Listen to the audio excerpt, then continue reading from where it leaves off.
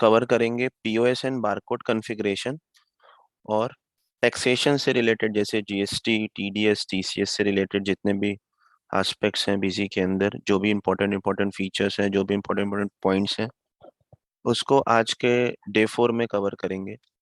उससे पहले डे 3 का अपना एक पॉइंट रह गया था, आइटम वाइज प्राइसिंग मोड, उसको भी आज के सेशन में कवर करेंगे। बाकी रिकॉर्डिंग्स चैट चैट में आपको शेयर कर दी गई है, डे 1, डे 2 एंड डे 3 की। तो आइए स्टार्ट करते हैं। तो सबसे पहले डे 3 के टॉपिक्स को कवर करेंगे, जिसमें item pricing mode in voucher एक टॉपिक अपना रह गया था। वो भी बहुत पावरफुल फीचर है बीजी का कि मल्टीपल प्राइसिंग मोड यूज कर सकते हैं।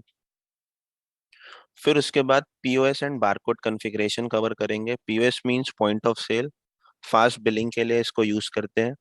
आप ग्रोसरी स्टोर, डिपार्टमेंटल स्टोर में देखते होंगे कि वो फट स्कैन करके फास्ट बिलिंग करते हैं, और आपको 3 इंच फॉर्मेट में या पर्ची की तरह एक बिल होता है स्लिप फॉर्मेट में, वो आपको देते हैं। तो वो फास्ट बिलिंग के लिए बेसिकली यूज किया जाता है, क्योंकि वहाँ पे छोटे छोटे आइटम्स होते हैं और वो बल्क में लोग परचेज करते हैं, तो क्यू बहुत लंबी हो जाती है, उसके लिए वो पीओएस का यूज करते हैं। तो वो भी हम बिजी के अंदर इनबिल्ट फीचर है बिजी के अंदर, उसके लिए कोई एक्स्ट्रा एड ऑन या कोई एक्स्ट्रा कस्टमाइजेशन कराने की जरूरत नहीं है। तो उसको कवर करेंगे, और फिर उसके बाद जीएसटी से रिलेटेड चीजों को देखेंगे बिजी के अंदर। तो आइए स्टार्ट करते हैं।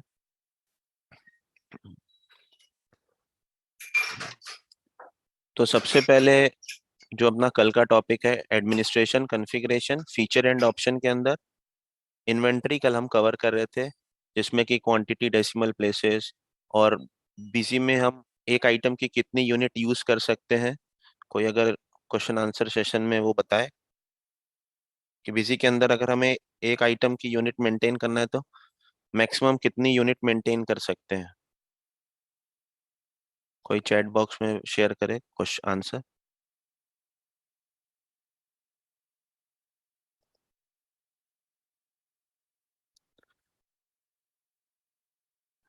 बहुत बढ़िया, देव इन्फोटेक ने रिप्लाई किया कि 3 यूनिट्स हम मेंटेन कर सकते हैं। तो सही है, बहुत अच्छा। तो एक आइटम की हम 3 यूनिट मेंटेन कर सकते हैं। पहली है पैकेजिंग यूनिट, सेकंड है मेन यूनिट, और थर्ड है ऑल्टरनेट यूनिट। तो मैक्सिमम 3 यूनिट मेंटेन कर सकते हैं। फिर उसके बाद multi godown inventory, multiple godowns maintain कर सकते हैं। अगर मल्टीपल लोकेशन है आपके तो उसको मेंटेन कर सकते हैं। गोडाउंस को हम आइटम लेवल पे भी यूज कर सकते हैं, कि अगर किसी को रैक मेंटेन करना हो या उसके अलग अलग आइटम अलग अलग गोडाउंस में है, तो उसको आइटम लेवल पे गोडाउन मेंटेन करना है तो वैसे भी कर सकते हैं। मैन्युफैक्चरिंग फीचर, प्रोडक्शन वगैरह का यूज कर सकते हैं, प्रोडक्शन की प्लानिंग कर सकते हैं, प्रोडक्शन के वेरिएंस चेक कर सकते हैं। फिर उसके बाद कोटेशन, ऑर्डर, चालान, ये हमने कल देखा था। फिर नेक्स्ट स्कीम, कैसे बिजी के अंदर हम स्कीम इनेबल करते हैं, कैसे जॉब वर्क करते हैं, और कैसे सेकंड लेवल इन्वेंट्री मेंटेन करते हैं। Second level inventory means parameterise detail, batch detail, serial number wise detail, MRP wise detail. तो ये सब अलग अलग सेगमेंट में, अलग अलग इंडस्ट्रीज में यूज होते हैं। जैसे कि पैरामीटर की बात करें तो गारमेंट्स में, शूज इंडस्ट्री में। बैच की बात करें तो फार्मा और पेरिशेबल जो भी गुड्स होते हैं जिसकी एक एक्सपायरी होती है, जो कि एक टाइम के बाद खराब हो जाते हैं, वहाँ पे हम बैच का फीचर यूज कर सकते हैं। सीरियल नंबर वाइज फीचर को हम इलेक्ट्रॉनिक्स इंडस्ट्री, मोबाइल इंडस्ट्री, ये सभी जगहों पे यूज कर सकते हैं। उसके बाद एमआरपी, जो कि एफएमसीजी या ऐसे कोई भी इंडस्ट्री जहाँ पे एक ही प्रोडक्ट की मल्टीपल एमआरपी होती है। Free quantity in voucher, enable free quantity in voucher एक चेक किया था कि हम वाउचर में कैसे प्लस की साइन के साथ फ्री क्वांटिटी भी स्पेसिफाई कर सकते हैं, मतलब एक ही आइटम का बिल्ड क्वांटिटी भी और फ्री क्वांटिटी दोनों मेंशन कर सकते हैं। Last transaction during sale, last transaction during purchase, जब हम वाउचर पोस्ट करते हैं तो जब जैसे ही आइटम सेलेक्ट करेंगे वैसे उस आइटम की लास्ट 5 ट्रांजैक्शन शो हो जाएंगी। आपको उसी पार्टी का देखना है तो उसी पार्टी का भी देख सकते हैं, ऑल पार्टीज का देखना है तो ऑल पार्टीज भी देख सकते हैं, और साथ ही साथ उसी जगह पे आप उसके परचेज ट्रांजैक्शन को भी चेक कर सकते हैं। फिर उसके बाद डेट वाइज प्राइसिंग, कैसे अगर आपके सेगमेंट में डेली प्राइजेस चेंज होते हैं या फ्रिक्वेंटली प्राइजेस चेंज होते हैं तो हम डेट वाइज प्राइसिंग फीचर का यूज कर सकते हैं। जैसे पेट्रोल डीजल की बात करें तो डेली कुछ ना कुछ प्राइजेस में चेंजेस होते हैं। ज्वेलरी के केस में गोल्ड वगैरह के डेली प्राइजेस चेंज होते हैं, तो इस फीचर के थ्रू हम उसको भी मेंटेन कर सकते हैं। फिर उसके बाद item wise discount, item wise markup, simple discount, compound discount, ये सब कुछ हमने कल के सेशन में कवर किया था। एक टॉपिक अपना कल का रह रहा था item pricing mode in voucher. आप इसमें देखोगे कि सभी फीचर्स के साथ में हेल्प डॉक्यूमेंट्स भी है, और उसी के साथ में जो कॉन्फ़िगरेबल फीचर है जिसको हमें कॉन्फ़िगर करना होता है, उसी के साथ उसके यूट्यूब वीडियोस भी हैं। तो अगर इन केस कभी कोई प्रॉब्लम हो या कोई कंफ्यूजन होती है तो आप इसको भी रेफर कर सकते हैं। तो आप जैसे ही हेल्प डॉक्यूमेंट पे क्लिक करेंगे वो हेल्प डॉक्यूमेंट उसी फीचर का ओपन हो जाएगा, और साथ ही साथ उसके बगल में हेल्प वीडियोस। तो अब item pricing mode in voucher, इसमें आप प्राइसिंग मोड ऑप्शन सेलेक्ट कर सकते हो कि आपको प्राइसिंग मोड क्या सेलेक्ट करना है। एक तो होता है कि जब हम आइटम क्रिएट करते हैं तो उसी उसी आइटम मास्टर के अंदर ही हम sale price, purchase price, MRP, ये सब कुछ मेंशन कर देते हैं। तो बाय डिफॉल्ट ये ऑप्शन टिक होता है, default pick it from item master. तो जो भी आपने मास्टर के अंदर बता रखा है जब आप सेल परचेज करेंगे तो वही प्राइस ऑटोमेटिकली पिक हो जाएगी, लेकिन अगर आपको चेंज करना है तो आप कर सकते हैं। तो इसमें सबसे पहला ऑप्शन है show party last price in sale voucher. Show party last prices in sale voucher, it mean कि आपने जो भी पार्टी को लास्ट प्राइस सेल किया था वो ऑटोमेटिकली आ जाएगा। अगर एक पार्टी को आपने एक बिल बनाया, उसमें 100 रुपीज बताया था, और नेक्स्ट टाइम फिर आप सेम पार्टी सेलेक्ट करते हैं तो वो ऑटोमेटिकली 100 रुपीज आ जाएगा। तो show parties last price in sale voucher, तो इस पर अपन क्लिक करके सेव करेंगे और अब एक सेल करते हैं। पार्टी सेलेक्ट किया, busy infotech private limited, item select किया शर्ट 1 पीस। अभी आप देखोगे तो यहाँ पे प्राइस 0 आ रहा है क्योंकि हमने आइटम मास्टर के अंदर कुछ भी नहीं बताया हुआ है। तो कोई बात नहीं, अभी यहाँ पे मैंने शर्ट की प्राइस बता दी 1200 और इसको सेव कर दिया। अब नेक्स्ट फिर से एक बिल करता हूँ कोई दूसरी पार्टी को लेके, सेम आइटम ले लेता हूँ शर्ट। तो अभी भी आप देखोगे यहाँ पे प्राइस कुछ भी नहीं आया और इसको मैंने बिल कर दिया 1500 से। अब नेक्स्ट अगेन अगर मैं वापस से बिजी इन्फोटेक को बिल करता हूँ सेम आइटम, तो आप देखोगे ऑटोमेटिकली यहाँ पे 1200 आ गया। तो उस पार्टी का जो भी लास्ट प्राइस होगा वो ऑटोमेटिकली यहाँ पिक होके आ जाएगा। फिर next show party last price in sale voucher, तो जो भी पार्टी का लास्ट प्राइस होगा वो ऑटोमेटिकली पिक होके आ जाएगा। फर्स्ट टाइम 0 आएगा, और एक बार आपने बिल सेव कर दिया, नेक्स्ट टाइम आप उस पार्टी को अगेन बिल करेंगे तो वो ऑटोमेटिकली वो प्राइस आ जाएगा। फिर उसके बाद सेकंड है party item price discount structure. Party item price discount structure means आप particular party wise rate fix करना चाहते हैं कि मैं इस पार्टी को इस रेट में बेचूंगा, इस पार्टी को इस रेट में बेचूंगा, इस पार्टी को ये डिस्काउंट दूंगा, इस पार्टी को ये डिस्काउंट दूंगा। तो उस केस में आप ये ऑप्शन सेलेक्ट करेंगे प्राइसिंग मोड का। तो इसमें भी मल्टीपल ऑप्शन है, आपको पार्टी आइटम वाइज सेट करना है, party item group wise set करना है, पार्टी ग्रुप आइटम वाइज करना है, party group item group wise करना है। तो इसमें से जो भी हमें सेलेक्ट करना है वो सेलेक्ट कर सकते हैं।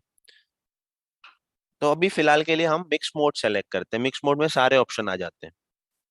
ये सेलेक्ट करने के बाद इसको सेव करते हैं। इसको सेव करने के बाद इसको कॉन्फ़िगर करना पड़ता है। कॉन्फ़िगर करने के लिए पार्टी आइटम प्राइस स्ट्रक्चर का एक ऑप्शन आता है कॉन्फ़िगरेशन के अंदर। आप इस पे क्लिक करेंगे, क्योंकि हमने सेल पे इनेबल किया था इसके लिए वो सेल का ऑप्शन आ रहा है यहाँ पे, इसको सेलेक्ट करेंगे। अभी मिक्स मोड लिया था तो ये सारे ऑप्शन हमारे लिए इनेबल है। हमें जो भी ऑप्शन चाहिए जैसे party item group wise, party group item group wise, party item wise, जो भी ऑप्शन चाहिए हम सेलेक्ट कर सकते हैं। फिर उसके बाद यहाँ पे आप पार्टी सेलेक्ट करोगे, कौन सी पार्टी के लिए आपको आइटम की प्राइजेस वगैरह सेट करना है, जैसे बिजी इन्फोटेक। और उसके बाद यहाँ पे आपको ऑप्शन मिलेगा item to be shown on grid. क्योंकि हमने party item group wise select किया हुआ, इसके लिए ये ऑप्शन हाइड है। अगर मैं यहाँ पार्टी आइटम वाइज ले लूँ तो यहाँ पे सारे ऑप्शन इनेबल हो जाएंगे कि एक पार्टी के लिए करना है, ग्रुप्स ऑफ पार्टीज के लिए करना है, या सारी पार्टीज के लिए करना है, या सेलेक्टेड सेलेक्टेड आइटम्स के लिए करना है। तो फिलहाल ऑल ले लेते हैं, पार्टी सेलेक्ट करते हैं, और ये सारी आइटमें यहाँ पे लिस्ट में आ जाएंगी।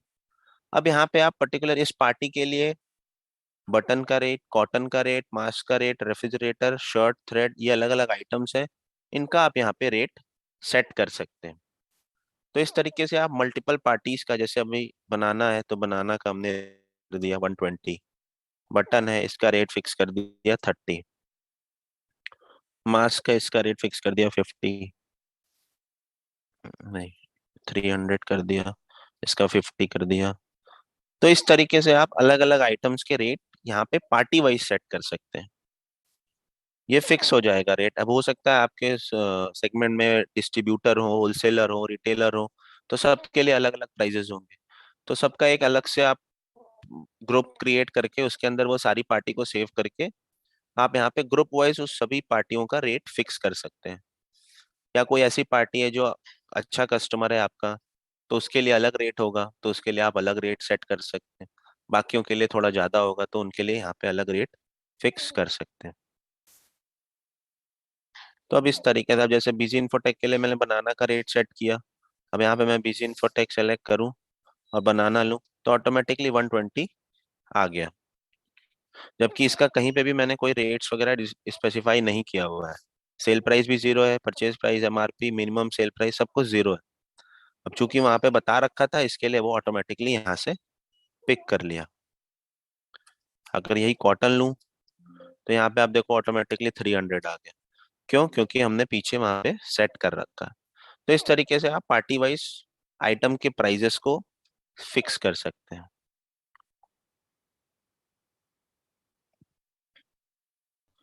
फिर next, item quantity wise price oblique discount structure. आप क्वांटिटी के बेसिस पे डिस्काउंट वगैरह सेट कर सकते हैं, या क्वांटिटी के बेसिस पे प्राइस सेट कर सकते हैं।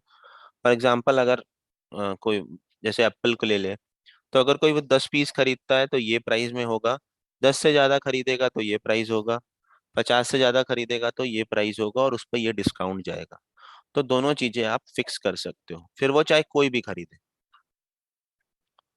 तो इसकी भी सेम कॉन्फ़िगरेशन, आप कॉन्फ़िगरेशन के अंदर ही ऑप्शन आएगा आइटम क्वांटिटी डिस्काउंट स्ट्रक्चर, आप इस पे सेलेक्ट करेंगे, आपको जिस भी आइटम का सेलेक्ट करना है वो आइटम सेलेक्ट करेंगे। जैसे बनाना ही ले लेते हैं। तब इसमें बेसिस आप अप टू अगर कोई 10 खरीदता है तो उसके लिए जो सेल प्राइस होगा वो 120 होगा। और भी अगर आपको discount, compound discount, markup, compound markup बताना है तो आप यहाँ बता सकते हैं। फिर उसके बाद एबव या एबव एबव 1, अगर कोई एबव 100 खरीदता है उस केस में इसका रेट 100 होगा। तो अब देखते हैं क्या इसका इम्पैक्ट आता है। ये पार्टी से रिलेटेड नहीं है, सिर्फ और सिर्फ आइटम से रिलेटेड। जैसे मैंने कैश ले लिया, बनाना लिया, अप टू 10 तक था तो ऑटोमेटिकली 120 आ गया। अब इसके बाद बनाना सेम लेते हैं, अबव 100, तो अबव मैंने यहाँ पे ले लिया 1110, तो ऑटोमेटिकली आप देखोगे यहाँ पे रेट आ गया 100। तो इस तरीके से आप आइटम के प्राइस को क्वांटिटी बेसिस पे भी फिक्स कर सकते हैं।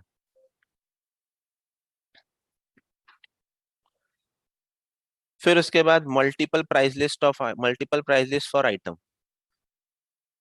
ये भी बहुत अच्छा है, ये बेसिकली ज्यादातर लोग यूज भी करते हैं, multiple price list for item. इसमें आफ्टर पार्टी इन वाउचर या आफ्टर आइटम इन वाउचर, पहले देखते हैं होता क्या है। तो मल्टीपल प्राइस लिस्ट मींस एक आइटम का आप 26 प्राइस सेट कर सकते हैं। जैसे ये आइटम है बनाना, अब इसको जैसे ही आप सेव करेंगे वैसे एक विंडो अपीयर होगी जिसका नाम है सेल प्राइस लेवल की विंडो है। यहाँ पे आप अल्फाबेट्स दिए हुए हैं, पूरा ए से लेके जेड तक, यानी 26 प्राइजेज आप सेट कर सकते हो एक ही आइटम की। जैसे कि आपका होलसेलर है तो उसके लिए ये रेट होगा, डिस्ट्रीब्यूटर है तो उसके लिए ये रेट होगा। तो इस तरीके से आप यहाँ पे 26 प्राइजेस एक आइटम की सेट कर सकते हैं, फिक्स कर सकते हैं। फिर उसके बाद होगा क्या कि जब भी आप कोई सेल करेंगे, उसके लिए पहले यहाँ पे हमें फीचर इनेबल करना होगा मल्टीपल प्राइस लिस्ट में, कि आफ्टर पार्टी इन वाउचर या आफ्टर आइटम इन वाउचर। वो आपसे कैटेगरी पूछेगा कि ए कैटेगरी का प्राइस देना है, बी कैटेगरी का प्राइस देना है, सी कैटेगरी का प्राइस देना है। तो यहाँ पे जैसे मैंने ले लिया आफ्टर पार्टी इन वाउचर, इसको सेव कर दिया। अब वो आइटम वापस से मॉडिफाई मोड में ओपन करते हैं और इसमें रेट बताते हैं। इसमें ए में बता दिया 100, बी में 90, सी में 75। तीन रेट ले लेते हैं, इसको सेव कर देते हैं। अब अगर बिल बनाएंगे और बना जैसे ही पार्टी सेलेक्ट किया, अब आपसे कैटेगरी पूछेगा क्योंकि हमने वहां पे सेट कर रखा है आफ्टर पार्टी इन वाउचर। ऐसे अगर सेट करते आफ्टर आइटम इन वाउचर तो वो हर एक आइटम के बाद पूछता कि इस आइटम पे कौन सी कैटेगरी यूज करनी है, इस आइटम पे कौन सी कैटेगरी यूज करनी है। तो अभी अगर मैं यहाँ सी ले लूं, फिर ये पूछेगा भी आपसे कि do you want to update price category for sale in party master. तो आप उसको भी यस कर देंगे तो इस पार्टी के लिए वो सेट हो जाएगा मास्टर के अंदर। अब जैसे ही बनाना लेंगे वैसे ऑटोमेटिकली 75 आ गया। ऐसे ही अगर मैं यहाँ कैटेगरी अपडेट करूँ ए, अपडेट करने के साथ ही आप देखोगे तो यहाँ पे प्राइस 100 हो गया। तो इस तरीके से आप कैटेगरी वाइज भी प्राइजेस को सेट कर सकते हैं। और अगर आप पार्टी मास्टर के अंदर अगर वो कैटेगरी फिक्स करना चाहते हैं तो आप यहाँ पे भी बता सकते हो कि price category for sale, A B C D, जो भी आपको प्राइस कैटेगरी इसके लिए फिक्स करना है वो आप यहाँ फिक्स भी कर सकते हैं। और साथ ही साथ ये प्राइस कैटेगरी को आप यूजर लेवल पे भी सेट कर सकते हैं। अगर आपके मल्टीपल यूजर हैं, एक यूजर है जो कि सिर्फ होलसेलर को ही बिलिंग करता है, एक यूजर है जो कि सिर्फ डिस्ट्रीब्यूटर को ही बिल करता है, तो उस केस में आप यूजर लेवल पे भी ये प्राइस सेट कर सकते हैं। उसके लिए क्या करना होगा, उसके लिए भी same configuration, feature and option, inventory के अंदर item pricing mode in voucher के अंदर जब ये फीचर इनेबल करते हैं तो इसके बगल में एक कॉन्फ़िगर टैब आता है। इस पे क्लिक करेंगे तो यहाँ पे एक ऑप्शन आएगा apply price category at user level instead of party. मतलब पार्टी के बेसिस पे ना चल के अब ये यूजर लेवल पे चले। तो आपने इस पे टिक लगाया, ओके किया, ओके और सेव। अब जब भी आप बी यूजर से बिल करते हैं, बी यूजर को मॉडिफाई करेंगे और यहाँ पे आपने एक कैटेगरी बता दिया कि ये जब भी बिल करे सी कैटेगरी की प्राइसेस अप्लाई हो जाए। तो अब ये चेंज भी नहीं कर सकता। तो जब भी ये बिल करेगा ऑटोमेटिकली वहां पे सी कैटेगरी की प्राइस आ जाएंगी। ये कैटेगरी बताने के बाद आप यहाँ पे इस ऑप्शन को भी बंद कर सकते हैं कि allow price change in voucher, की ये प्राइस चेंज भी ना कर पाए। कौन कौन से वाउचर में है, तो सभी वाउचर के अंदर ये प्राइस चेंज ना कर पाए। तो इस तरीके से आप उसको राइट्स डिफाइन कर सकते हैं। फिर नेक्स्ट लास्ट आइटम प्राइस। ये क्लियर ही है कि लास्ट जो भी आपने प्राइस लास्ट में सेल किया था वो ऑटोमेटिकली प्राइस आ जाएगा। एक था शो पार्टी लास्ट प्राइस, यानी उस पर्टिकुलर उस पार्टी का लास्ट प्राइस जो होगा वो ऑटोमेटिकली आ जाएगा। दूसरा है लास्ट आइटम प्राइस, आपने वो आइटम किसी को भी लास्ट जो भी प्राइस में बेचा होगा वो ऑटोमेटिकली वही रेट उठ के आ जाएगा। Default pick from item master, बहुत इजी है। डिफॉल्ट में यही सेट होता है कि जो भी आपने आइटम मास्टर के अंदर सेट कर रखा है, जो भी आपने आइटम मास्टर के अंदर सेल प्राइस बता रखा है वो ऑटोमेटिकली पिक हो जाए। फिर उसके बाद treat MRP as a sale price, कि जो भी आपकी एमआरपी होगी वही सेल प्राइस होगी। बेसिकली ये एफएमसीजी में ज्यादातर यूज होता है या और भी जगहों पे जहाँ पे एमआरपी पे ही सारा कुछ चलता है। जैसे कि एमआरपी आपकी 100 रुपीज है, तो जब आप परचेज करोगे तो आपको 20% का डिस्काउंट मिलता है उस एमआरपी पे, और जब आप सेल करोगे तो 10% का डिस्काउंट आप दे सकते हो। तो वो जो 10% का बीच का मार्जिन है वही आपका प्रॉफिट होगा। तो बेसिकली वो फ्रेंचाइजी बिजनेस या डीलरशिप जिसका होता है वो डीलरशिप वगैरह लेते हैं, उस केस में ज्यादातर यूज करते हैं। और एफएमसीजी में भी इसका यूज होता है। तो treat MRP as a sale price, तो जो भी एमआरपी होगी वही हमारी सेल प्राइस है। फिर उसके ऊपर वो डिस्काउंट वगैरह चार्ज करते हैं। तो इस तरीके से ये प्राइसिंग मोड का ऑप्शन है। मल्टीपल प्राइसिंग मोड्स है बीजी के अंदर। ये है आपका सेल के लिए, लेफ्ट हैंड साइड जो है वो पूरा सेल के लिए, और राइट हैंड साइड जो है पूरा परचेज के लिए। तो दोनों ऑप्शन है, दोनों के लिए है, सेल के लिए भी है और परचेज के लिए भी। तो जो भी हमें यूज करना है हम इस पे कॉन्फ़िगर कर सकते हैं। तो ये था अपना डे थ्री का टॉपिक था एक, वो कंप्लीट हो गया। अब आगे आते हैं पीओएस एंड बारकोड कॉन्फ़िगरेशन पे। पीओएस एंड बारकोड कॉन्फ़िगरेशन के लिए अभी आप जो स्क्रीन देख रहे हो वो है स्टैंडर्ड स्क्रीन, जिसपे आपको सब कुछ मैनुअली सेलेक्ट करना पड़ रहा है।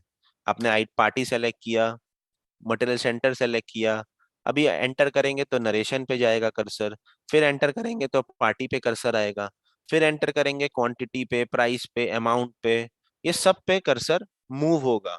तो इतना टाइम उस समय नहीं होता है जब फास्ट बिलिंग करना होता है हमें। ग्रोसरी स्टोर पे आप देखते हो कितनी लंबी लाइन होती है और वो बल्क में सामान खरीदते हैं, छोटे छोटे पैकेट्स होते हैं, वो बहुत सारे होते हैं, तो वो बल्क में सामान खरीदते हैं, तो इतना टाइम नहीं होता कि वो हम एक एक चीज की क्वांटिटी मेंशन करें, प्राइस बताएं, अमाउंट बताएं। तो उस केस में फिर आया POS configuration, point of sale. उसकी कॉन्फ़िगरेशन के लिए कॉन्फ़िगरेशन फीचर एंड ऑप्शन के अंदर पीओएस का ऑप्शन होता है, पॉइंट ऑफ सेल। डिफॉल्ट में ये ऑप्शन इनेबल होता है, तो इसमें हमें कुछ भी नहीं करना होता। इन केस अगर ना इनेबल हो तो ये ऑप्शन होता है, यहाँ से आप इनेबल कर सकते हैं, enable advance POS data entry. इसको करने के बाद इसको सेव कर देंगे। अब इसके बाद जब हम वाउचर सीरीज कॉन्फ़िगरेशन के अंदर आते हैं, और जिस भी वाउचर सीरीज कॉन्फ़िगरेशन के अंदर जिस भी सीरीज के अंदर हमें करना है पीओएस, उसको सेलेक्ट करेंगे। जैसे हमें सेल के अंदर मेन को करना है, मेन सीरीज पे करना है, तो हम मेन सीरीज पे करेंगे।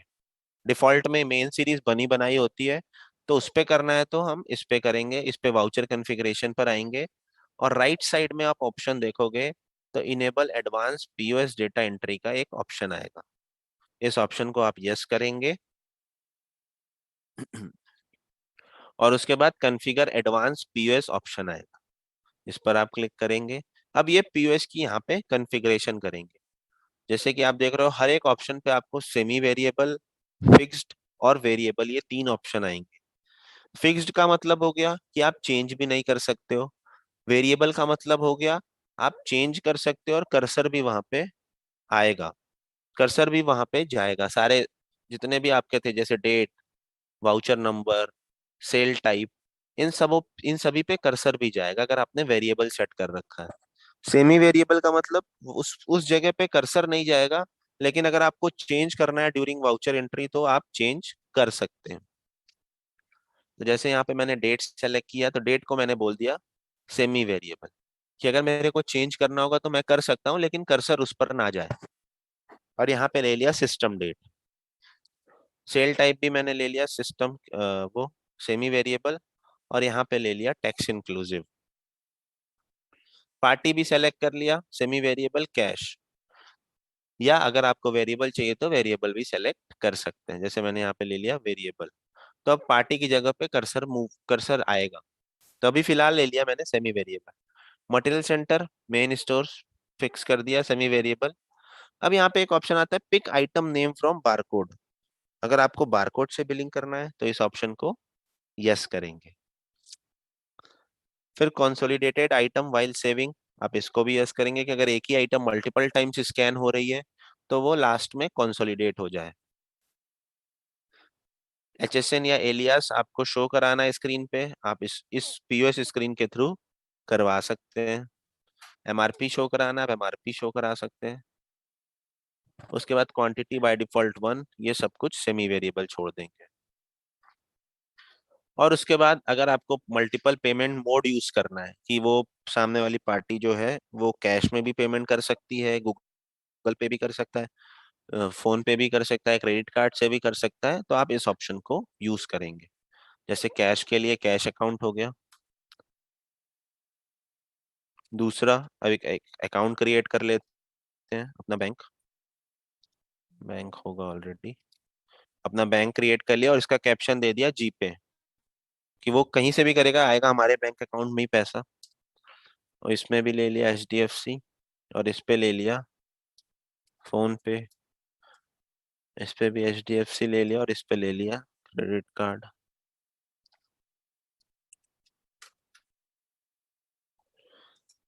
और लास्ट बस ये चार पेमेंट ऑप्शन लेते हैं, मैक्सिमम आप 5 यूज कर सकते हैं, और इसको मैंने सेव कर दिया।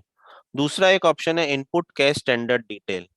ये भी आप देखते होंगे कि अगर जैसे कि फॉर एग्जांपल बिल बना 435 का, और आपने 2000 रुपीज उसको पे किया, 2000 की नोट एक पे कर दी, और बिल बना है 435 का, तो सॉफ्टवेयर ही आपको बता देगा कितना उसको रिटर्न करना है, अदरवाइज नहीं तो कैलकुलेट करना पड़ेगा। तो इनपुट कैश स्टैंडर्ड डिटेल के थ्रू हम ये भी कर सकते हैं। तो ये दोनों ऑप्शन इनेबल करके इसको सेव कर दिया। अब अगर आप ट्रांजैक्शन में सेल एंट्री पोस्ट करेंगे तो आप स्क्रीन देखोगे थोड़ी चेंज हो गई। अब इसमें ना तो कर्सर डेट पे गया, ना ही आपके सेल टाइप पे आया, ना ही पार्टी पे आया, ना ही मेन स्टोर पे आया। क्यों? क्योंकि हमने सबको सेट कर रखा है मेन सेमी वेरिएबल। अब सीधा कर्सर यहाँ पे आ गया आइटम पे। अब यहाँ पे आपको सीधा स्कैन करना और बिल करना है। तो अब उसके अकॉर्डिंग हम सबसे पहले आइटम क्रिएट कर लेते हैं। जैसे बनाना को ले लेते हैं, यहाँ पे इसका बारकोड मेंशन कर देते हैं एलियास के अंदर। यहाँ पे मैंने बता दिया 1 4 टाइम्स 0 और 1, ये हमारा हो गया बारकोड, इसको सेव कर दिया। ऐसे ही शर्ट ले लेते हैं, इसमें बारकोड बता दिया, इसको सेव कर दिया। अब फास्ट बिलिंग के लिए क्या होता है कि आपको ये सारी चीजें भी बतानी पड़ेंगी, तभी आप फास्ट बिलिंग कर पाएंगे। जैसे इसका सेल प्राइस क्या है, तो यहाँ पे इसका सेल प्राइस बता दिया। जैसे शर्ट ले लेते हैं तो शर्ट का भी रेट बता देते हैं यहाँ पे, तो सेव कर। अब आप यहाँ पे बिल करेंगे, तो अब सीधा आप बारकोड को स्कैन करेंगे स्कैनर से, 1 1 2 3 4 1। तब आप देखो सीधा एंटर करने के साथ नेक्स्ट लाइन पे ऑटोमेटिकली आ गया कर्सर। ना ही वो एचएसएन कोड पे गया, ना ही वो एमआरपी पे गया, ना ही वो क्वांटिटी पूछा मेरे से, ना ही वो प्राइस पूछा, ना ही वो टैक्स वगैरह कुछ पूछा। वो सीधा सब कुछ कैलकुलेट कर लिया। फिर से अगर वही सेम आइटम ले लें, ये आ गया, फिर वही आ गया। ठीक है, इस तरीके से आप स्कैन करा सकते हो चीजों को। और उसके बाद अगर कोई बारकोड नहीं है सिस्टम में, तो आप इस तरीके से वो बता भी देगा कि item not found, show item list. तो आप यहाँ से आइटम मैनुअली भी सेलेक्ट कर सकते हैं। कभी कभी देखते होंगे आप कि वो स्कैन कर रहा है लेकिन वो स्कैन हो नहीं रहा है, तो फिर वो मैनुअली आइटम को सेलेक्ट करता है या मैनुअली एंटर करता है बारकोड। तो इस तरीके से आप यहाँ पे मैनुअली भी सेलेक्ट कर सकते हैं। वैसे F4 प्रेस करेंगे तो भी वो लिस्ट ओपन हो जाएगी, और अदरवाइज अगर कोई बारकोड गलत मेंशन कर दिया तो भी वो लिस्ट ओपन हो जाएगी। अब आप देखोगे यहाँ पे बनाना 3 टाइम्स है, शर्ट 2 टाइम्स 2 टाइम्स है यहाँ पे। तो अब जैसे ही आप इसको सेव करेंगे तो आप देखो पीछे बैकएंड में वो कंसोलिडेट हो गया। क्योंकि हमने वो फीचर इनेबल कर रखा है, कंसोलिडेटेड आइटम वाइल सेविंग।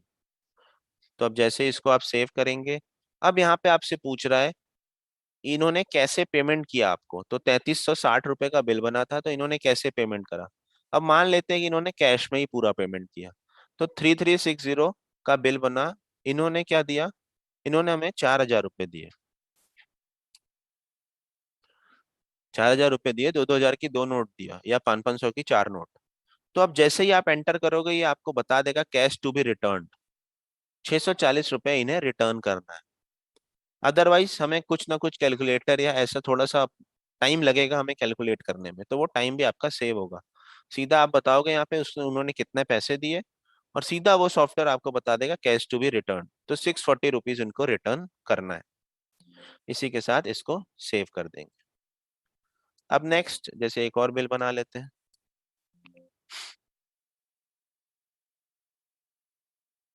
ये बनाया, इसको जैसे ही सेव किया, मान लेते हैं कि इन्होंने कैश में पेमेंट नहीं किया। तो इन्होंने कैसे किया, तो इन्होंने जीपे से किया होगा, फोन पे से किया होगा, या क्रेडिट कार्ड से किया होगा।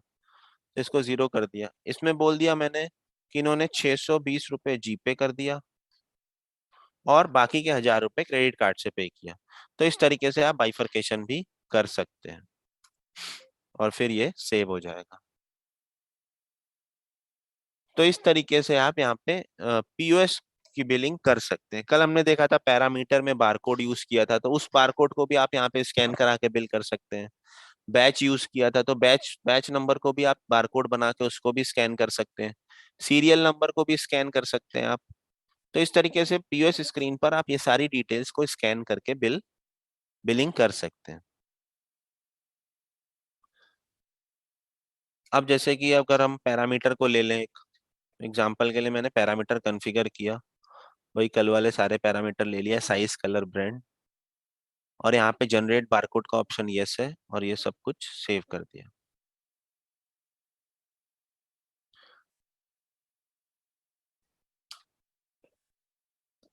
अब एक आइटम नई क्रिएट कर लेते हैं।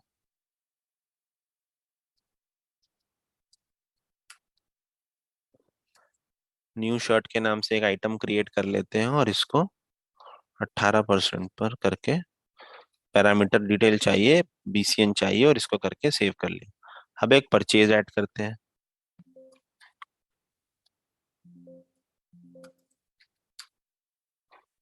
कोई भी डायलॉग बॉक्स ओपन होता है आप एंट्री करते वक्त या कोई रिपोर्ट ओपन करते वक्त, तो उसको आप जरूर पढ़िए, उससे भी बहुत सारी चीजें पता चलेंगी।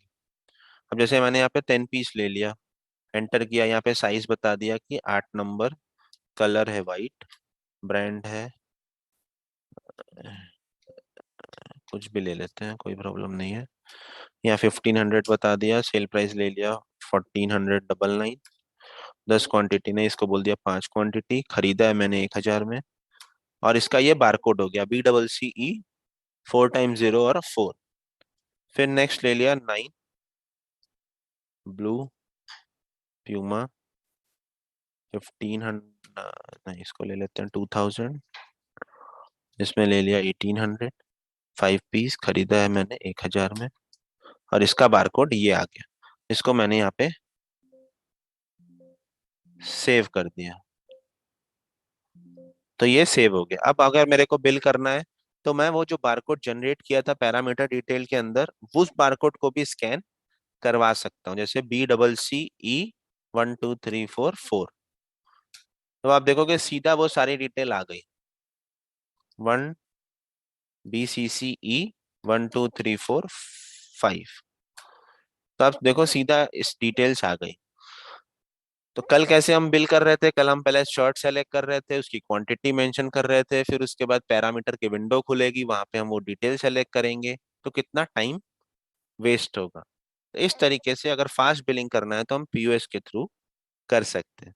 तो अब जैसे ही आप यहाँ पे एंटर करोगे या देखोगे, ये सारी डिटेल ऑटो फिल्ड हो गई, क्योंकि हमने वो बारकोड नंबर बताया, वो सारी डिटेल यहाँ पे ऑटोमेटिकली फिल्ड हो जाए। तो इस तरीके से आप बारकोड के थ्रू, पैरामीटर में जो बारकोड जनरेट किया है उसके थ्रू, बैच के थ्रू, सीरियल नंबर के थ्रू भी स्कैन करके बिल कर सकते हैं। फिर उसके बाद अगर आपको बारकोड का लेबल डिजाइन करना है, तो एक ओवरव्यू उसका भी देख लेते हैं कि एड ऑन के अंदर ऑप्शन आता है आइटम बारकोड प्रिंटिंग का। तो अगर आपको बारकोड अपना डिजाइन भी करना है, तो उस केस में आप यहाँ से डिजाइन कर सकते हैं। सबसे पहले कॉन्फ़िगर करेंगे और फॉर्मेट ऐड करेंगे। कॉन्फ़िगर फॉर्मेट, यहाँ पे वो सारी डिटेल बताएंगे कि क्या क्या डिटेल्स आपको चाहिए, जैसे आइटम प्लस बीसीएन चाहिए, बारकोड नंबर। हमेशा मिलीमीटर में डिजाइन करेंगे। बारकोड का प्रिंटर कोई डिफरेंट है तो आप यहाँ पे बारकोड का प्रिंटर सेलेक्ट कर सकते हैं। कट शीट है या कंटिन्यूअस रोल है वो आप बताओगे। फिर उसके बाद एक रो में कितने लेबल हैं वो आप यहाँ मेंशन करेंगे।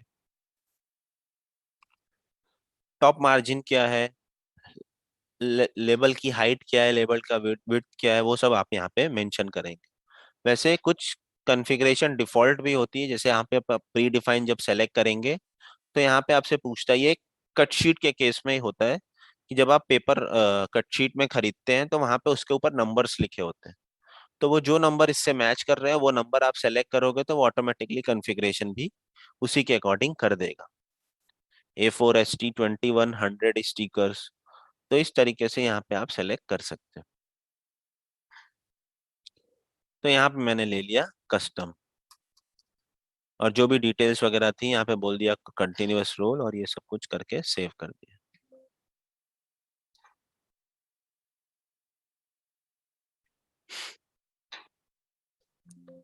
नंबर ऑफ रो पर पेज कैन नॉट बी 0 पर पेज। एक बैक करके वापस से ओपन करते हैं। यहाँ पे ले लेते हैं आइटम प्लस बीसीएन, ये ले लिया कंटिन्यूअस रोल, इसको बता दिया 1 और इसको कर दिया सेव। तो इस तरीके से आपके पास ये बारकोड की कॉन्फ़िगरेशन करने के लिए पेज ओपन हो जाएगा, जिसमें अब आपको जो भी फील्ड्स वगैरह सेलेक्ट करनी है वो आप सेलेक्ट करोगे। आपने कहा यहाँ पे कंपनी का नेम आना चाहिए, तो यहाँ पे कंपनी का नेम आ जाएगा, यहाँ से आप फील्ड सेलेक्ट करोगे। ये सारी बीसी की फील्ड्स दी हुई है, तो इसमें से आप फील्ड सेलेक्ट करेंगे सारा। फिर उसके बाद आपने कहा यहाँ पे आइटम नेम आनी चाहिए, लेकिन बारकोड फॉर्म में नहीं आनी चाहिए, नॉर्मल डेटा फील्ड में आनी चाहिए। तो यहाँ पे आइटम नेम आ जाएगा, ये बारकोड नंबर आ गया, पैरामीटर की वैल्यू साइज आ गया, कलर आ गया, ब्रांड आ गया, एमआरपी आ गया। इसको आपने कर दिया सेव। अब अगर वो परचेज वाउचर से ही आपको जो परचेज वाउचर एंटर किया उसका प्रिंट लेना है, तो प्रिंट बारकोड फ्रॉम वाउचर पर क्लिक करेंगे, वो परचेज वाउचर सेलेक्ट करेंगे, डेट वगैरह करेक्ट मेंशन करेंगे, तो ये वाउचर आ गया। और इसको जब आप प्रिंट करेंगे तो आप देखोगे कुछ इस तरीके से ये सारे बारकोड्स वगैरह प्रिंट हो जाएंगे। अभी यहाँ पे दिस इज एन इमेज लिखा हुआ आ रहा है, इसलिए आ रहा है क्योंकि हम प्रीव्यू चेक कर रहे हैं। डायरेक्ट अगर आप प्रिंट लेंगे तो वहां पे कोई भी ऐसा दिस इज एन इमेज और ऐसा कुछ भी लिखा हुआ नहीं आएगा। तो जब भी बारकोड का आप प्रिंट लें तो बिना प्रीव्यू चेक किए सीधा डायरेक्ट प्रिंट। तो इस तरीके से अगर आपको बारकोड भी प्रिंट करना है अपना अपने अकॉर्डिंग, तो आप बारकोड भी प्रिंट बिजी से कर सकते हैं। अब आते हैं टैक्सेशन से रिलेटेड। उसमें सबसे पहले देखेंगे कि बीजी के अंदर कैसे ई वे बिल और ई इनवॉइस जनरेट करते हैं। अब सभी लोगों को मालूम होगा ई वे बिल क्या होता है, ई इनवॉइस क्या होता है। तो थोड़ा एक ओवरव्यू लेने के बाद स्टार्ट करते हैं कि कैसे बिजी के अंदर ई वे बिल और ई इनवॉइस जनरेट करते हैं, वो भी ऑटोमेटिकली। उसके लिए भी पोर्टल वगैरह पे जाने की जरूरत नहीं है। उसके लिए पोर्टल वगैरह पे जाने की जरूरत नहीं है। आप बिजी में ही रह के e way bill, e invoice, GST number validate करना, ये सब कुछ आप बिजी में ही रह के कर सकते हैं। उसके लिए मैं दूसरी एक कंपनी ओपन करता हूँ।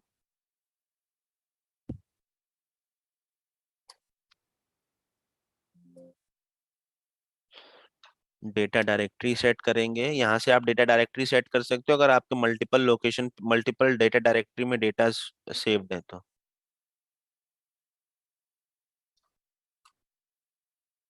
एक कंपनी ओपन कर लेते हैं।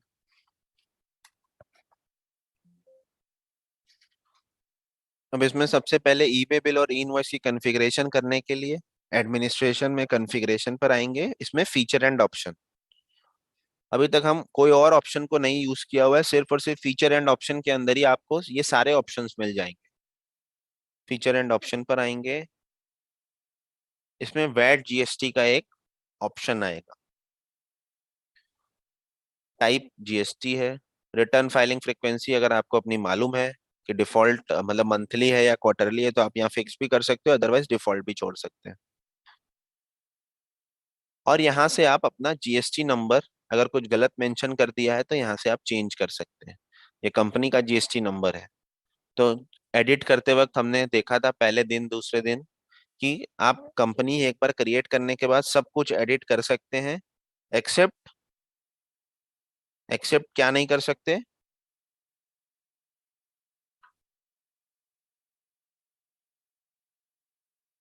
तो कंपनी क्रिएट करते वक्त हम सब कुछ एडिट कर सकते हैं except financial year beginning from change नहीं कर सकते, बिल्कुल सही।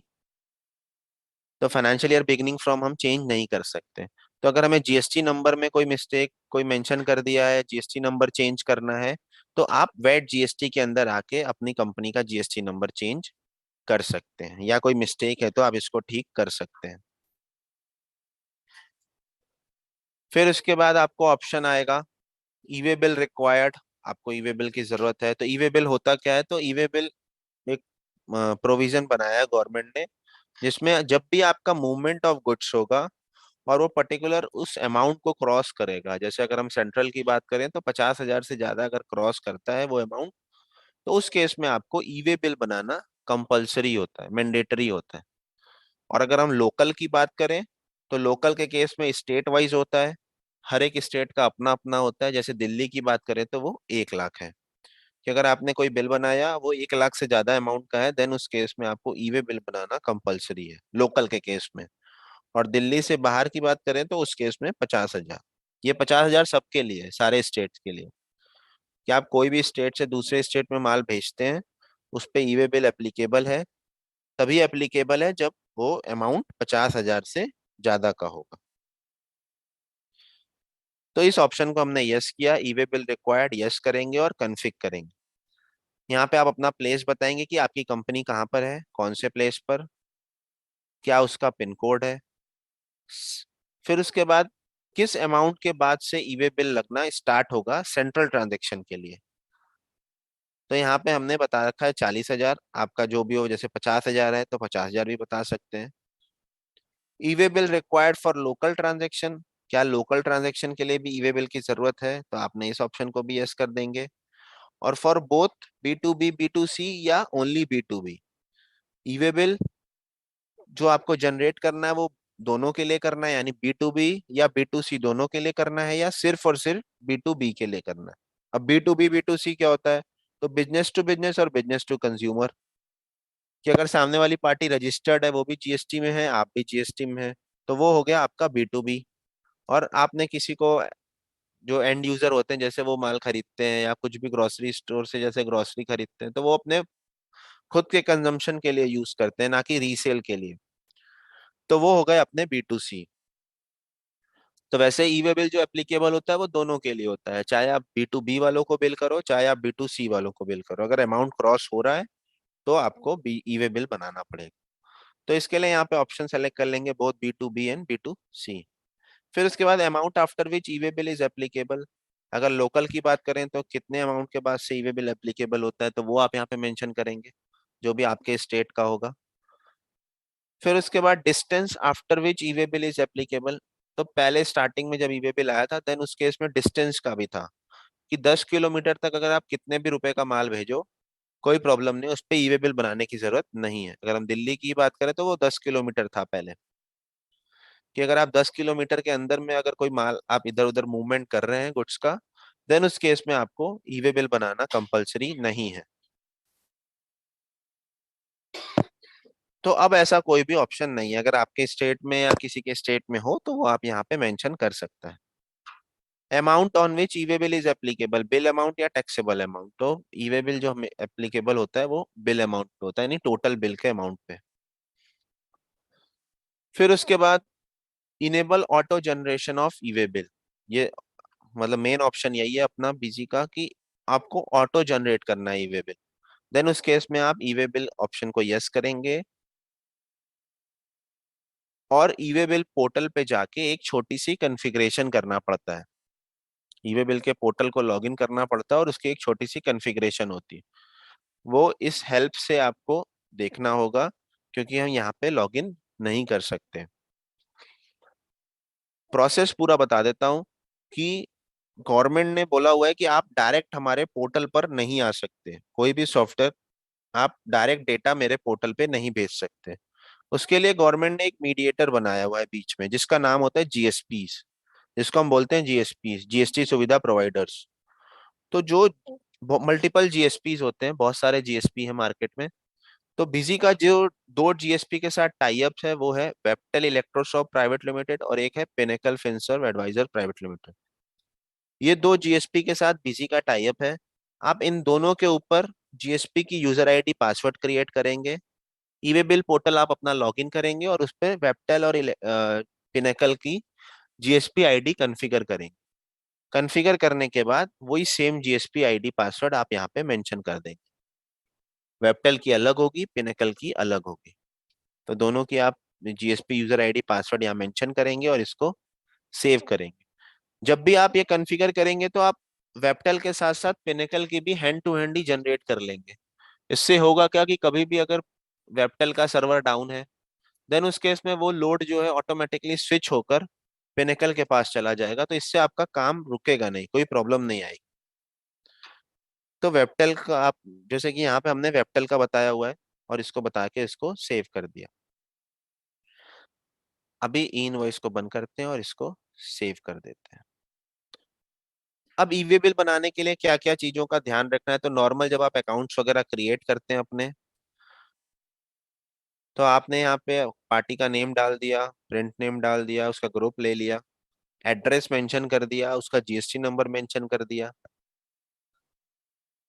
और उसके बाद यहाँ पे उसका स्टेशन बता दीजिए, पिन कोड बता दीजिए, और साथ ही साथ आप डिस्टेंस कैलकुलेट कर सकते हो कि कंपनी का पिन कोड और इस पार्टी का पिन कोड के बीच का डिस्टेंस कितना है। तो अगर आप इस पे क्लिक करेंगे तो ये ऑटोमेटिकली यहाँ पे आपको डिस्टेंस कैलकुलेट करके लेकर आएगा। ये सारे ऑप्शंस तभी काम करेंगे जब आपके पास एक्टिव बीएलएस होगा।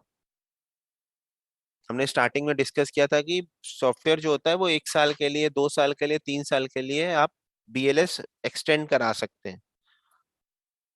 तो जैसे यहाँ पे आप देखोगे तो बीएलएस अप टू 12/11/2023 आ रहा है।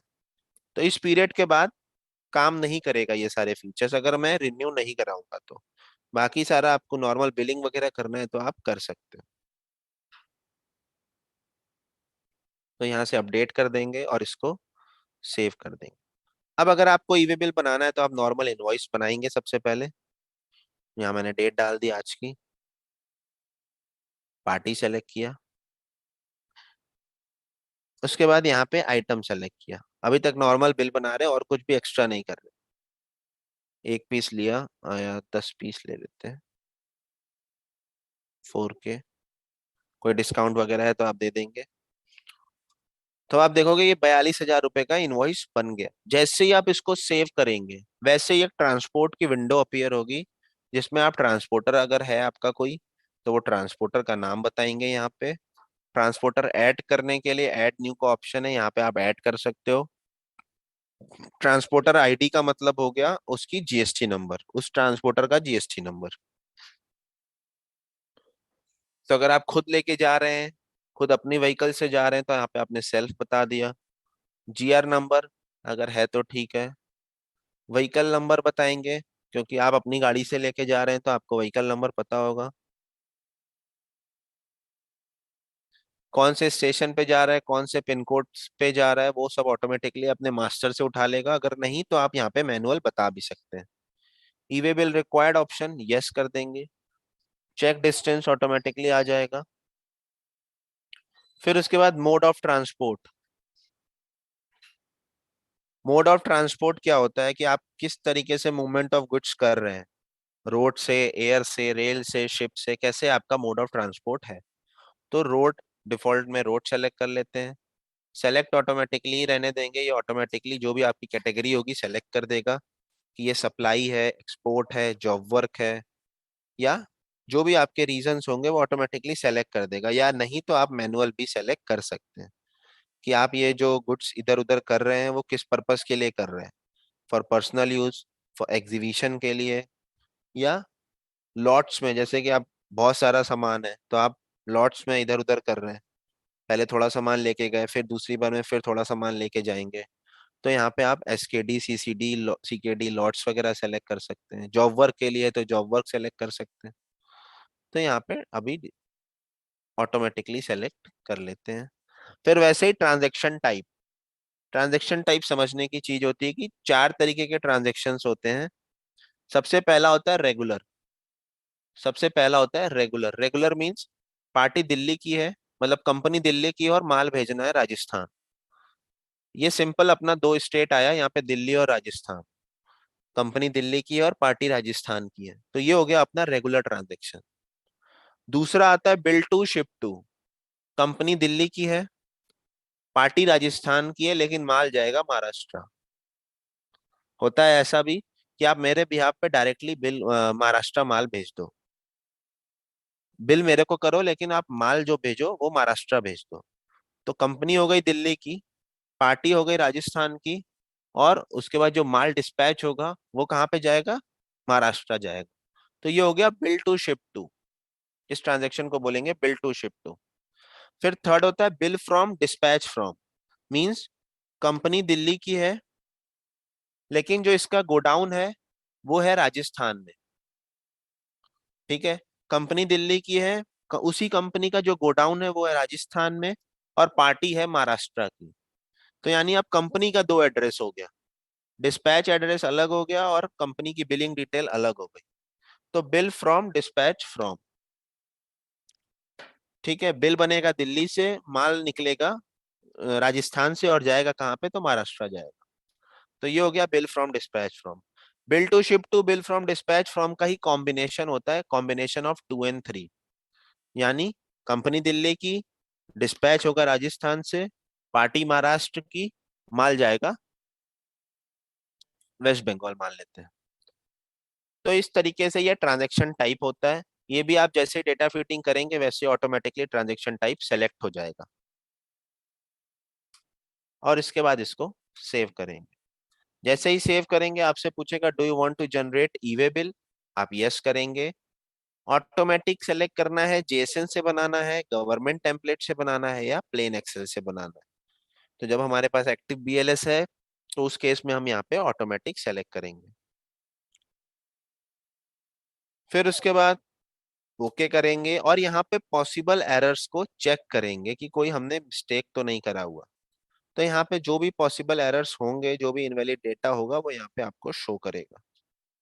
उसके बाद view and generate e way bill, आप इस पे क्लिक करेंगे। ये प्रीव्यू पेज ओपन होगा। यहाँ पे आप वो सारी डिटेल्स चेक करेंगे कि जो भी हमने बताया हुआ है वो सब कुछ सही है, ओके है या नहीं है। तो ये प्रीव्यू पेज है। सब कुछ चेक करने के बाद आप यहाँ से ई वे बिल जनरेट कर लेंगे। तो ये आ जाएगा आपके पास ई वे बिल का नंबर, e way bill number generated successfully. इसको आप ओके करेंगे। उसके बाद do you want to print e way bill, आप यस करके उसका प्रिंट आउट भी ले सकते हैं। तो आप देखोगे विद इन अ सिंगल एक दो क्लिक करना है और उसके बाद आपका ई वे बिल वगैरह सब कुछ बिजी से ही जनरेट हो जाएगा। उसके लिए आपको पोर्टल पे जाने की जरूरत नहीं है। और अगर नहीं, आपका एक्टिव बीएलएस नहीं है, देन उस केस में क्या होगा कि पहले आप बिजी के अंदर बिल बनाएंगे, फिर पोर्टल पे जाके वो सारी इंफॉर्मेशन वहां पर भी मेंशन करेंगे। तो एक दो आइटम में है तो ठीक है, लेकिन अगर तीन 150 175 आइटम्स है एक बिल के अंदर, तो उस केस में ई वे बिल बनाने के लिए कम से कम आपको हाफ एन आवर लग जाएगी एक ई वे बिल बनाने के लिए। तो इसके लिए पीसी के अंदर ही आप ऑटोमेटिकली ई वे बिल वगैरह जनरेट कर सकते हैं।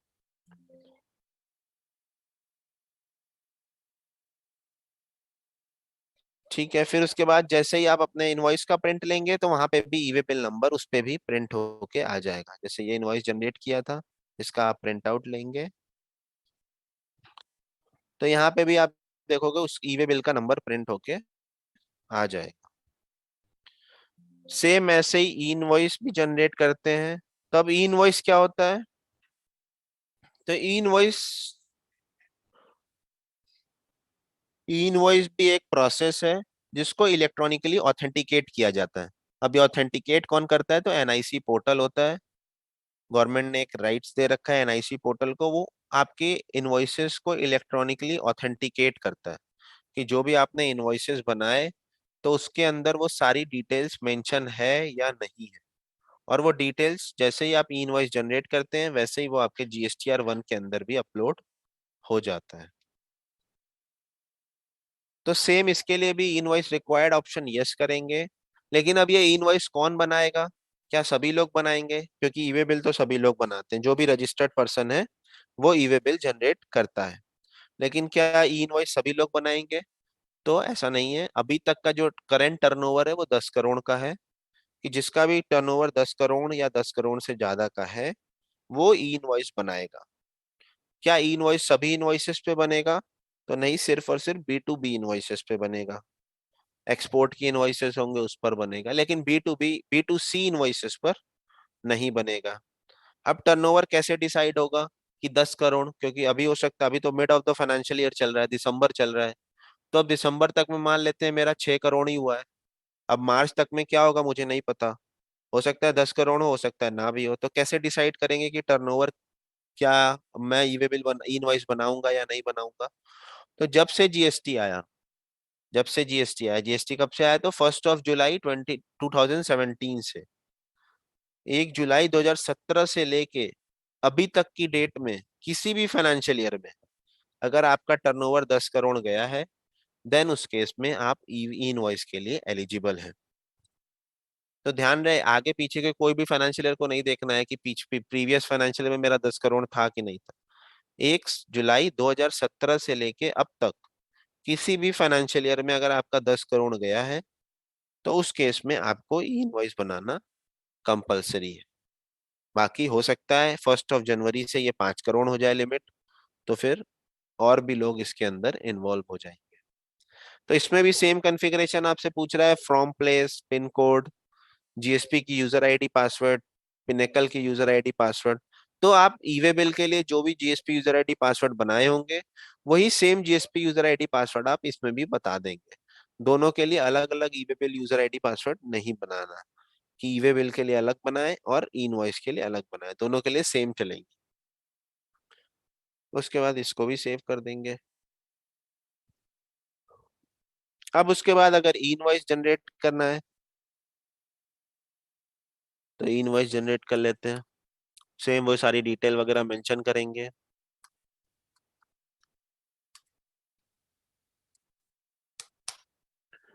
जैसे इसको सेव करेंगे, अगर ईवे बिल इनवॉइस दोनों बनाना है तो उस केस में यहाँ पे ऑप्शन आप व्हीकल नंबर वगैरह मेंशन करेंगे, अदरवाइज अभी के लिए ईवे बिल नो कर देते हैं।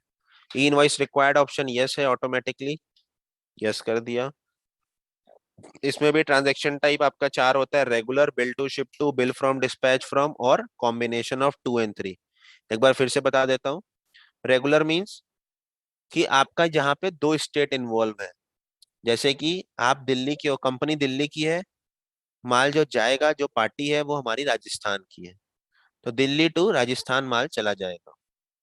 तो सीधा सीधा हो गया, ये हो गया अपना रेगुलर ट्रांजेक्शन। दूसरा हो गया bill to ship to. Bill to ship to का मतलब हो गया, आप दिल्ली के हो, पार्टी राजस्थान की है, लेकिन जो माल जाएगा वो जाएगा अपना महाराष्ट्र। तो यहाँ पे तीन स्टेट इन्वॉल्व हो गए, दिल्ली, राजस्थान और महाराष्ट्र। पार्टी दिल्ली की है, कंपनी दिल्ली की है, पार्टी राजस्थान की है, लेकिन माल जो डिस्पैच होगा वो कहाँ पे होगा, वो होगा महाराष्ट्र। तो ये हो गया बिल टू शिप टू। फिर थर्ड हो गया bill from dispatch from.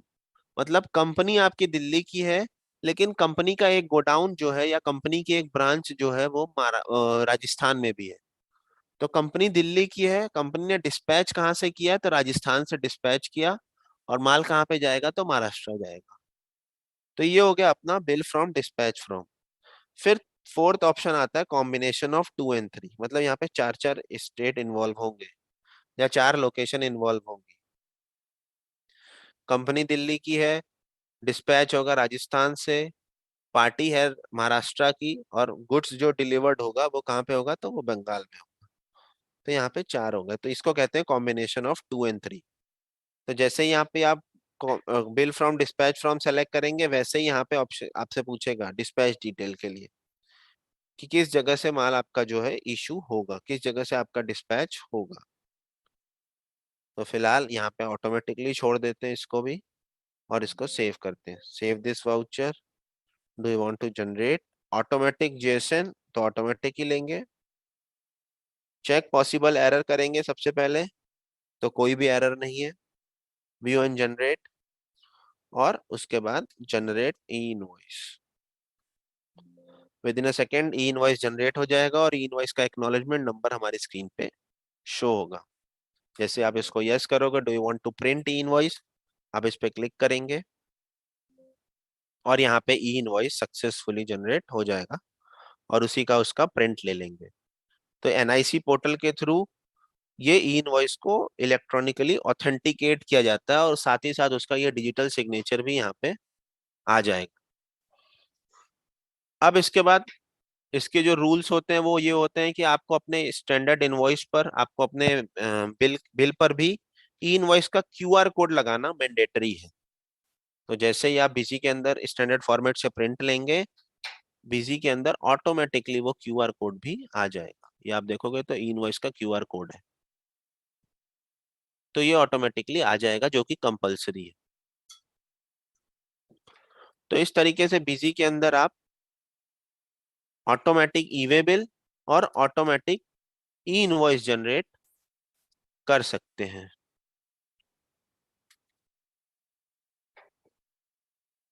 Easily आप पीसी से ये सारी चीजें जनरेट कर सकते हैं, उसके लिए कहीं पोर्टल वगैरह पे जाने की जरूरत नहीं है। बस आपके पास सिस्टम में बिजी अपडेट होना चाहिए, और साथ ही साथ उस पर एक्टिव बीएलएस होना चाहिए। तो फिर आप ये सारी चीजें जनरेट कर सकते हैं। अगर पोर्टल से बनाने जाएंगे तो आपको हर एक इनवॉइस का पहले एक इनवॉइस बनाना होगा, फिर ईवे बिल के पोर्टल को लॉगिन करके ईवे बिल बनाना होगा, फिर ई इनवॉइस के पोर्टल को लॉगिन करके ई इनवॉइस बनाना होगा। तो मतलब अगर एक दिन में 50 इनवॉइसेस बनते हैं, तो पूरा दिन लग जाना ई वे बिल और ई इनवॉइस ही बनाने, अगर उसमें मल्टीपल आइटम्स हैं। लेकिन अगर सॉफ्टवेयर है, बिजी सॉफ्टवेयर है, तो आप सिंपल उसके अंदर सिंपल क्लिक करें और साथ ही साथ इनवॉइसेस के ई वे बिल और ई इनवॉइस भी जनरेट कर सकते हैं। फिर आगे मूव करते हैं, अब आते हैं जीएसटी के कुछ पावर फीचर्स देखते हैं जो कि बहुत यूजफुल होते हैं डेली यूज के लिए। जैसे कि अब हमें एक अकाउंट क्रिएट करना है, बिजी में मेरे को एक अकाउंट क्रिएट करना है, तो अकाउंट क्रिएट करने के लिए मैं सारी डिटेल यहाँ पे मेंशन कर दूं। जैसे यहाँ पे मैंने डिटेल डाल दी, इंडिया मार्ट लिमिटेड, ये कंपनी का नाम है, कंपनी का डाल दिया। अब इसमें स्पेलिंग मिस्टेक होगी, जैसे इंडिया मार्ट में ए नहीं लगाया, तो हो सकता है कि सामने वाली पार्टी इसको एक्सेप्ट ना करे, तो क्लरिकल एरर हो सकते हैं। तो इस तरीके से जनरेट करने से बेटर है कि आप जीएसटी नंबर के बेसिस पर अकाउंट क्रिएट कर लें। जैसे कि मैंने ये जीएसटी नंबर कॉपी कर लिया। अब बिजी में आते हैं। अब यहाँ पर आप नेम पर रह के F4 प्रेस करेंगे और ये जीएसटी नंबर मेंशन कर देंगे। जैसे ही इसको वैलिडेट करेंगे, ये सारी डिटेल आ गई, और अपडेट बैक एंड क्विट, तो आप देखो कितने सेकंड के अंदर ये डिटेल सारी मेंशन हो गई, मेरे को कुछ भी नहीं करना पड़ा। विद इन अ सेकेंड आप जितना भी भारी भारी नाम होते हैं लोगों के, एड्रेस बहुत बड़े बड़े होते हैं, वो सब टाइप करने में थोड़ा थोड़ा टाइम जाता है, तो आप जीएसटी नंबर के बेसिस पे उसका अकाउंट भी क्रिएट कर सकते हैं बिजी के अंदर। और इसको आपने सेव कर दिया, तो विद इन अ सेकेंड ये डिटेल्स वगैरह में अकाउंट क्रिएट हो गया। अब इसके बाद जो भी आपने ये डिटेल्स वगैरह मेंशन करी हुई, जैसे जीएसटी नंबर मेंशन किया हुआ है, अब ये सही है कि नहीं है, गलत है, कैसे पता चलेगा? तो जैसे ही आप यहाँ पे वैलिडेट करोगे, तो ये डिटेल्स यहाँ पे वेरीफाइड हो जाएगी, और यहाँ पे उसका स्टेटस भी लिखा हुआ आएगा कि ये एक्टिव है या इनएक्टिव है या कैंसिल है, क्या है। तो इस तरीके से आप बिजी के अंदर रह के अपने अकाउंट को जीएसटी नंबर के बेसिस पे क्रिएट कर सकते हैं, और जीएसटी नंबर जितने भी आपने चढ़ाए हुए हैं वो सबको वैलिडेट कर सकते हैं। तो इसके लिए भी आपको पोर्टल पे जाने की जरूरत नहीं है।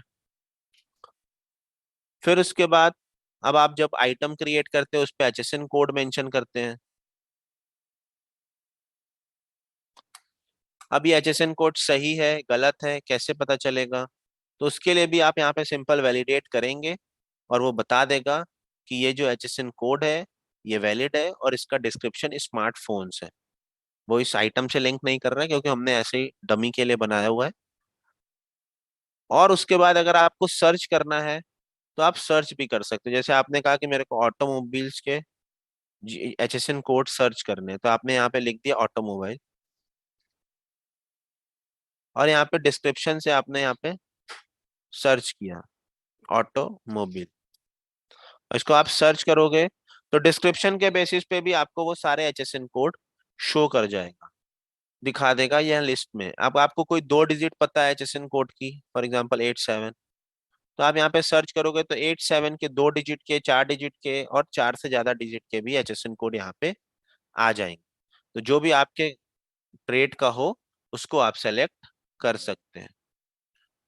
ये सब तभी होगा जब आपके सिस्टम पे इंटरनेट चल रहा हो, और दूसरा आपके सिस्टम पे एक्टिव बीएलएस हो। तो ये भी आप कर सकते हो, इसके लिए भी आपको पोर्टल या गूगल वगैरह पे जाने की जरूरत नहीं है। फिर उसके बाद फिर उसके बाद ट्रांजैक्शन के अंदर कुछ फीचर्स होते हैं, जैसे जीएसटी मिसलेनियस यूटिलिटीज होते हैं। इसके अंदर आपके पास एक ऑप्शन होता है वैलिडेट जीएसटी एंड ऑनलाइन। आप चाहो तो 1 बाय 1 कर लो जीएसटी नंबर को वैलिडेट, और चाहो तो आप एक साथ भी, जैसे आपने पीछे 50-60 अकाउंट बना रखे हैं उसमें जीएसटी नंबर मेंशन कर रखा है, तो आप यहाँ से बल्क में भी जीएसटी नंबर को वैलिडेट कर सकते हैं। अब ये बता भी देगा आपको कि ये वाला जीएसटी नंबर सस्पेंडेड है, ये बाकी सारे जीएसटी नंबर एक्टिव है। तो आप यहाँ से बल्क में भी जीएसटी नंबर को वैलिडेट कर सकते हैं। सेम ऐसे ही बल्क में वैलिडेट एचएसएन कोड को भी कर सकते हैं। अब एक फीचर है बिजी का जिसका नाम है check party return filing status. आप सामने वाली पार्टी जिसका भी आप बिल वगैरह बनाएंगे उस पार्टी का रिटर्न स्टेटस भी चेक कर सकते हैं। कि वो जो सामने वाली पार्टी है जिसको जिससे मैं माल खरीद रहा हूँ, वो टाइमली रिटर्न वगैरह फाइल करती भी है या नहीं करती।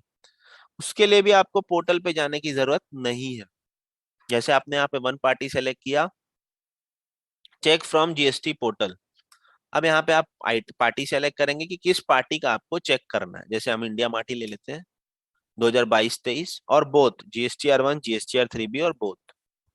तो ये आप देखोगे बिजी के अंदर ही वो सारी चीजें बता देगा कि कब इस पार्टी ने GSTR 1 फाइल करी, कब इस पार्टी ने GSTR 3B फाइल करा।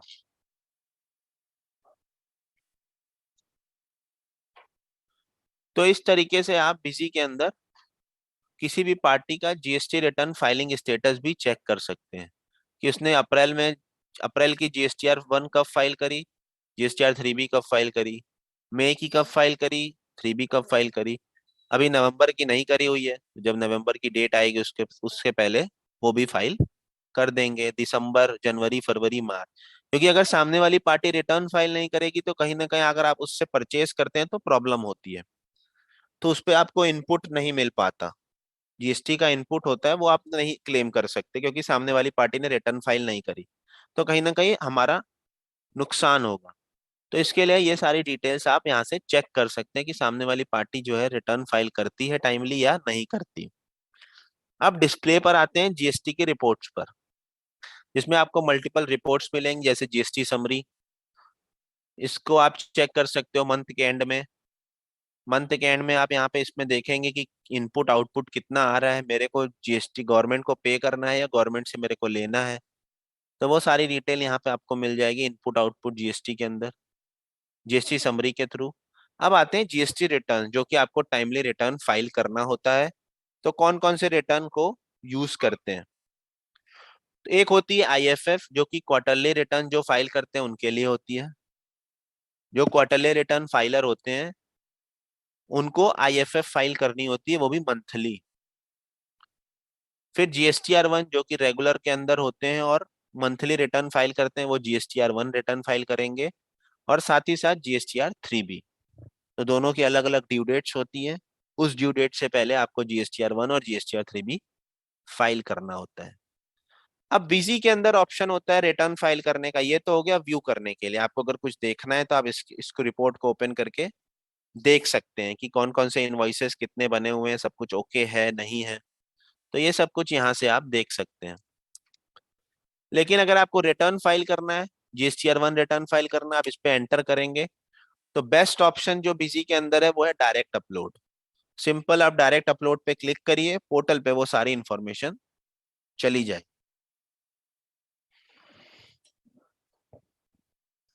फिर पोर्टल को आप लॉग इन करोगे और उसके बाद उसको सबमिट कर देंगे। और पहले कैसे करते थे, या दूसरा ऑप्शन एक है जेसन का।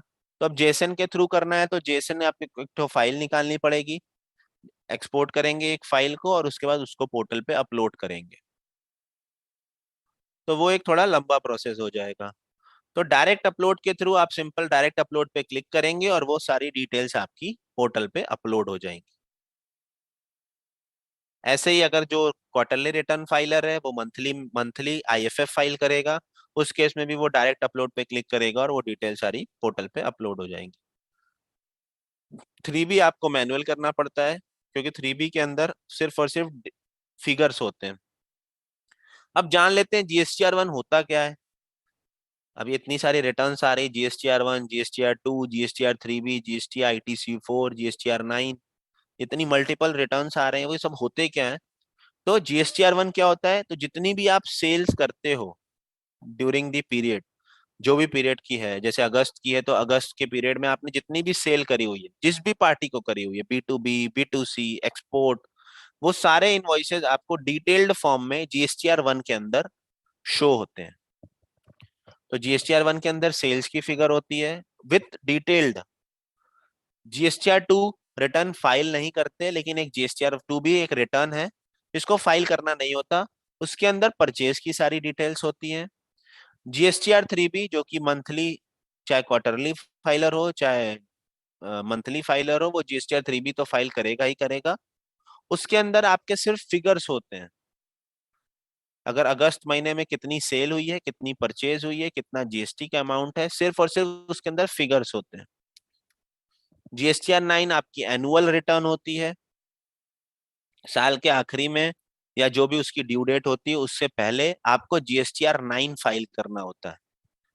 उसमें क्या होता है कि कुछ रह गया, पूरे साल में आपने कोई इनवॉइसेस क्लेम करना रह गया, कोई इनवॉइस चढ़ाना भूल गए, बाद में आया, लेट में आया या रह ही गया, तो वो सब कुछ हम GSTR 9 के अंदर अमेंड करके उसको फाइनल GSTR 9 के थ्रू रिटर्न को सबमिट कर देते हैं।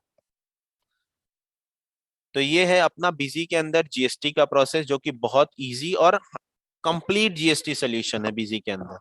आपको कुछ भी चाहिए उसके लिए पोर्टल पे जाने की जरूरत नहीं, आप बिजी में ही रह के किसी भी पार्टी का एचएसएन कोड वैलिडेट, किसी भी पार्टी का जीएसटी नंबर वैलिडेट कर सकते हैं, किसी भी पार्टी का एचएसएन कोड वैलिडेट कर सकते हैं, किसी की पार्टी का फाइलिंग स्टेटस चेक कर सकते हैं कि वो पार्टी, सामने वाली पार्टी रिटर्न फाइल करती है कि नहीं करती, टाइमली करती है कि नहीं करती। फिर उसके बाद जीएसटी मिसलेनियस यूटिलिटीज के अंदर ही ऑप्शन आता है डाउनलोड जीएसटीआर जेसन डेटा। आप यहाँ से डाउनलोड भी कर सकते हो जीएसटी का डेटा। अगर आपको GSTR 1 मैच कराना है तो आप डाउनलोड करके मैच भी करा सकते हैं। GSTR 2A 2B और 3B ये भी रिटर्न फॉर्म होता है जो कि हम पोर्टल से डाउनलोड करते हैं, 2A और 2B, और फिर उसके बाद अपनी परचेज से मैच कराते हैं। तो ये बहुत डीप में समझना पड़ेगा कि GSTR 2A 2B क्या डिफरेंस है दोनों में। तो GSTR 2A और 2B, जब सामने वाली पार्टी रिटर्न फाइल करती है और अगर हमने उससे परचेस किया हुआ है तो वही हमारा GSTR 2A 2B के फॉर्म में हम डाउनलोड करते हैं। अगर टाइमली रिटर्न फाइल किया हुआ है तो 2B के अंदर आ जाएगा, और रिटर्न टाइमली फाइल नहीं किया हुआ है, लेट किया हुआ है, देन उस केस में 2A के अंदर वो शो होगा। तो यहाँ से डाउनलोड करते हैं, मैच कराते हैं, और फिर अपनी रिटर्न को फाइल करते हैं। तो अगर सामने वाली पार्टी ने रिटर्न फाइल नहीं किया तो आपको क्लेम भी नहीं मिलेगा। तो फिर आप इसके थ्रू चेक कर सकते हो कि भाई सामने वाले आपने रिटर्न फाइल क्यों नहीं किया, और रिटर्न फाइल करोगे भी कि नहीं करोगे। अगर नहीं करोगे तो फिर जब मैं आपको पेमेंट करूंगा तो जीएसटी का अमाउंट नहीं दूंगा, जब आप रिटर्न फाइल कर देना तब जीएसटी का अमाउंट दे दूंगा, क्योंकि मेरे को क्लेम मिलेगा नहीं और मेरा नुकसान हो जाएगा। तो इस तरीके से आप बिजी के अंदर जीएसटी से रिलेटेड सारी चीजें कर सकते हैं। बाकी अगर आपका कोई डाउट हो तो आप एक बार पूछ सकते हो, क्योंकि अपना आज का टॉपिक कंप्लीट हो चुका है। इसके अंदर और एक दो चीजें देख लेते हैं, जैसे जीएसटी के रजिस्टर्ड, जीएसटी रजिस्टर होते हैं, supply inward register, supply outward register, cell register, purchase register, ये सब कुछ भी आप चेक कर सकते हो। बिजी में ही रह के आप अपने जीएसटी का electronic cash oblique credit ledger भी चेक कर सकते हो कि कितना मेरा गवर्नमेंट के पास जमा है, कितना मेरे पास कैश अवेलेबल है।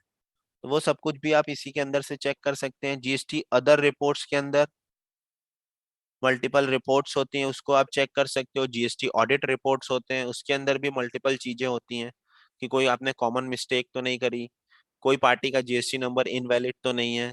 तो ये सब कुछ आप यहाँ से रह के चेक कर सकते हैं। तो अगर कोई भी आपकी क्वेरी हो आज के सेशन से रिलेटेड तो प्लीज आप चैट बॉक्स में शेयर कर दें। अदरवाइज ये सेशन हम आज का वाइंड अप करेंगे,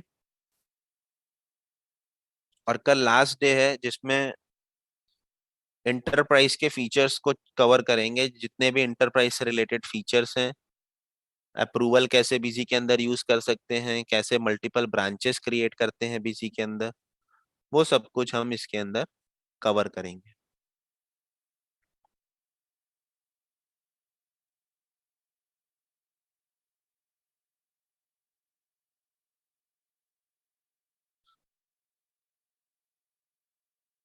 बाकी उसके बाद भी अगर आपकी कोई भी क्वेरी होती है, चाहे जीएसटी से रिलेटेड हो, चाहे आपके नॉर्मल कॉन्फ़िगरेशन से रिलेटेड हो, तो आप नॉर्मल इस हेल्पलाइन नंबर पे कॉल करके भी इजीली हेल्प ले सकते हैं। यूट्यूब पे भी अपने बिजी अकाउंटिंग सॉफ्टवेयर के नाम से चैनल है, आप उसको भी सब्सक्राइब करेंगे। उसको सब्सक्राइब करने से फायदा ये होगा कि कोई भी अगर हम फीचर से रिलेटेड वीडियोस अपलोड करेंगे तो आपके पास नोटिफिकेशन वगैरह आ जाएंगे, उससे भी आपको बहुत हेल्प मिलेंगी। तो अगर आपकी कोई भी क्वेरी हो तो प्लीज़ आप शेयर कर दो।